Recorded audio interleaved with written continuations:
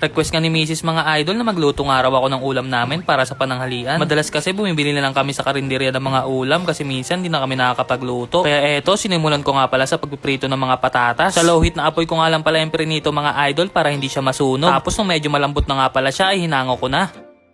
Pagkatapos nga nun mga idol, dumakot nga lang pala ako dito ng isang dakot na bawang at sibuyas. Tapos ginisa-gisa ko nga lang pala ito hanggang sa mag golden brown. Once na nag golden brown na nga pala siya mga idol, saka ko naman ilalagay dito yung mga manok. 4 na pirasong manok nga lang pala yung mga idol dahil 4 na tao lang naman kami nakakain. Igigisa ko nga lang pala yung mga manok hanggang sa maging crispy at golden brown na siya at para na rin kumapit yung mga aromatics ng bawang at sibuyas mga idol. At nung naging crispy at golden brown na nga pala yung mga manok, naglagay nga lang pala ako dito ng 5 pirasong daon ng laurel. Hinalo-halo ko nga lang pala siya para kumapit yung lasa bago ko nga pala siya timplahan ng suka. Naglagay nga lang pala ako dito ng konting amount ng suka mga idol tapos aantayin ko nga lang pala yung kumulo bago ko nga pala siya haluin para hindi mapanis yung suka. Naglagay na nga rin pala ako dito ng toyo para pambalanse ng asim. Sobrang sulit talaga sa bawat gamit nitong toyo at suka ng Select by WMC. Sobrang quality na swak pa sa budget ng pamilya. Tinimplahan ko na nga pala ng paminta at nilagyan ko na nga rin pala ng konting tubig itong niluluto ko mga idol. Tapos hahalo-haloin ko nga lang pala ulit yan bago ko tikman kung okay na nga pala sa panlasa ko mga idol at ilalagay ko na nga pala dito yung prinito ko kaninang mga patatas. Naglagay na nga rin pala ako dito ng 3 pirasong lagang itlog dahil request nga pala ito ni Mrs. na lagyan ko nga raw. Sa makakahula nga pala nitong niluto ko mga idol ay i-comment nyo lang sa comment section at bibigyan ko nga pala kayo ng adobong manok. Kaluto nga pala nitong ulam mga